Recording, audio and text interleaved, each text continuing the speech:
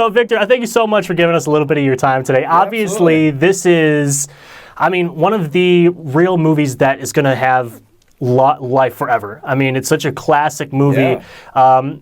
I just, right off the bat, what is it that you think about when you think of The Sandlot? Oh, man. Friendship, I think, is the main theme of the movie. I mean, obviously, it's a baseball movie, but I feel like it's bigger than just like a sports movie, you know? It's about friendship and about, like, inclusion. And, I mean, that's, like, the big theme of it is, like, you know, it's that kid in the neighborhood that doesn't fit in or whatever. It's like, you know, incorporate that kid, grab him, like, go play baseball with him, like, you know, bring everybody in. And I've got plenty of questions about the movie. I want to get to that in just a second. But first, I want to know a little bit more about Victor. So we talked real quick in the walk up here. You have a couple of dogs. I do, yeah. I got two Shih Tzus at home, Chip and Wally. Okay, how long have you had them? Wally's getting up there. He's like 10, 11 years old at this point. Chip's the young one. He's five or six. Always been a dog guy? They're both rescues, so we're not like exactly sure how old they are, but didn't want to go for a beast. Didn't want to. No. I went the extreme opposite direction. I spent so much time around big dogs. I go, give me the smallest ones you got. Do people ever bring up bull mastiffs up to you just to say, hey?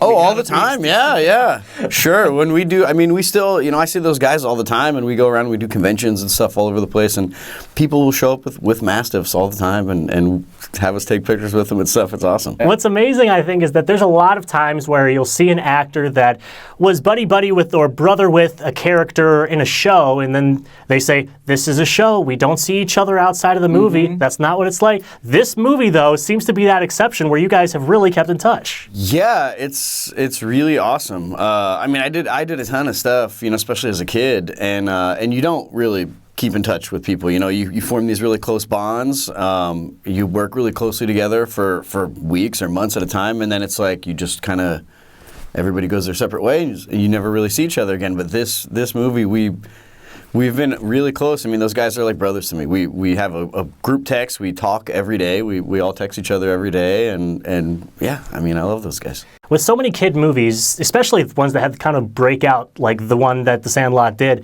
a lot of kid actors, this is their first movie. That wasn't the case with you guys. You had been working in the industry for a little while at that point. Dennis the Menace. Dennis the Menace. Yeah. Dennis the Menace, yes. Yeah, I played Dennis the Menace on one of the many Dennis the Menace movies. That was actually one of my first jobs. I was like 6 years old or something. I was little. I did Cool as Ice. I was in Radio Flyer. Also written by David Mickey Evans, the writer of The Sandlot. And just tons of stuff. Growing Pains and Family Ties and Married with Children, and I did a lot of stuff. How did all that come about? Was your family in the business, or? We had a family friend that was in the industry, and I was little. I was 5 years old or so, and you know, he was over the house, and he goes, hey, you know, he's a cute kid. Let me see if I can get him an agent. Let's see what happens. And one thing led to another, and I started getting roles. So. And eventually, the iconic role comes around for The Sandlot. When did you first hear about it? How did that come about? You know, just like any other acting job from my agent. You know, I got the audition, and it was a really long audition process. A lot of times you'll go out and maybe have a couple callbacks, and then they'll narrow it down, and you'll get chosen or you won't. But this went on and on. I mean, they auditioned a lot of kids for this movie, and once they kind of had the guys in place that they wanted, they brought us all together to see how we were, you know, as a group, because they wanted us to kind of get along and look like we were lifelong friends. Was anybody not there during the original screen tests? Let me see. Well, I know that, so originally there was somebody else was cast to play Yaya, and he broke his arm before we started filming, and so Marty York, who eventually played Yaya, was cast as Bertram, and they flopped him over and put him in the role of Yaya, and then they cast Grant Gelt as Bertram. So that's how the whole team. Everybody else, I think, was in place. How did your parents feel about the movie? I believe that you had mentioned another time that your dad had read the script and said this is going to be a very a good script, has potential. Yeah, you did your research. Yeah. I did so many different things, and a lot of times, it's a job, and you just go and you do it, and you're just happy to be working. But this in particular, I remember reading the script with my dad and him just saying, like, this is really good, this is special. So we all kind of had a feeling, when we were making it, that it was going to be something special. But even when it first came out, it wasn't like a huge hit. It took a while. It took a few years to really kind of pick up steam. So when did it start to click that, okay, this is going to be a movie that has some real staying power? Because, like you said, it wasn't one of those first initial blockbuster opening weekend type of hits. Right. It took a while. I mean, really, for me, as strange as it might sound, it was like the 20th anniversary. Then that they all, they got us all back together, and we went out and did a couple things. We went back to Utah where we filmed it, to the original Sandlot, did a screening there, and I think that's when I really started to realize just how beloved the movie really was. When you're on set for that movie, obviously there's a lot of kids on set. You guys. For that, we just did an interview with an on-set teacher. You guys only have a certain amount of hours you can be working on camera. Talk to me about the experience of being on set and what all that was like. Well, so we didn't have to do school during the filming because we shot during the summer. Okay. Yeah, so they were smart about that. So they didn't have to stop for school. But yeah, you only have a certain number of hours per day that you can use kids. So they had to be really smart about that. So it was. It was a lot of fun because we got to show up and, work for a few hours and then have the rest of the day off, and we would all go back. They put us all together in there was a bunch of condos that they rented out, and so we all kind of lived in the same little community, so that, that was, I think, strategic on their part. They wanted us to bond off set, and so that we really came across as friends because we were. Did you guys ever have baseball practice together? Oh yeah, before we started filming it, for like 6 weeks or so, we would rehearse right over here in the valley at Sportsman's Lodge. We would rehearse for a little bit during the day, and then we would break for lunch, and then we would go to a baseball field, and we would all play baseball together. And we did that every day for like 6 weeks.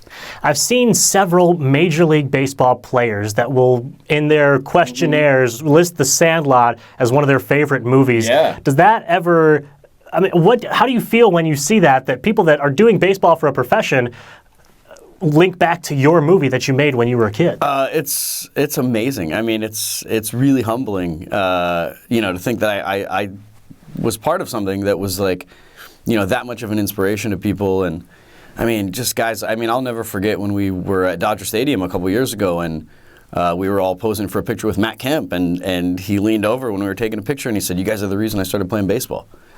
But yeah, we get that all the time from athletes, and it's just, I don't think I'll ever get over it. It's incredible. Are there any stories that really stand out from the time when you guys were filming The Sandlot? Any pranks anyone was pulling? Any particular day or anything that we might not have seen on camera really stands out to you? Just for me, my favorite memories were us just kind of playing around, on set, and also, off the set. We would all go and we'd go to the swimming pool back at the condos where we were staying, and we'd go out to the movies together, and we would, have pizza parties together and hang out. And even when we were on set, it was like all we wanted to do was just get off the set and go, and we would go and play in the treehouse, and we would go and mess with all the props and the stuff that we weren't supposed to touch. And we probably, we drove the director a little bit crazy and the prop guy a little bit crazy, but it was so much fun, just everything about it. It was like being at summer camp. When people find out that you were in The Sandlot, how often do people shout at you, "You're killing me, Smalls"? Oh, all the time.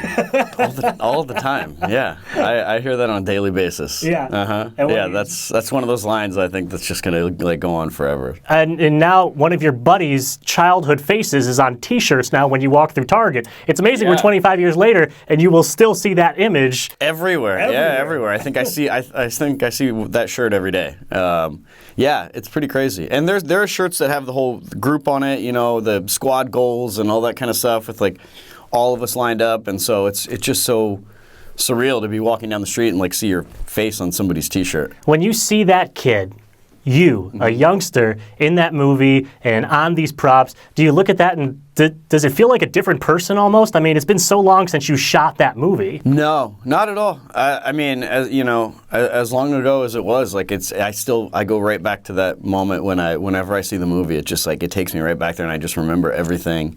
It was just such a great time that I think it just sticks out. You know, I'll never forget that. You had some iconic moments in that, and some words that we as kids weren't allowed to say.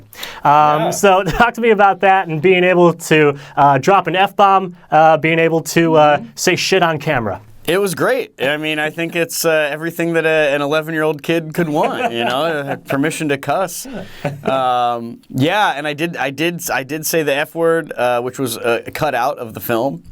Because I think I single-handedly was going to raise the rating of that movie.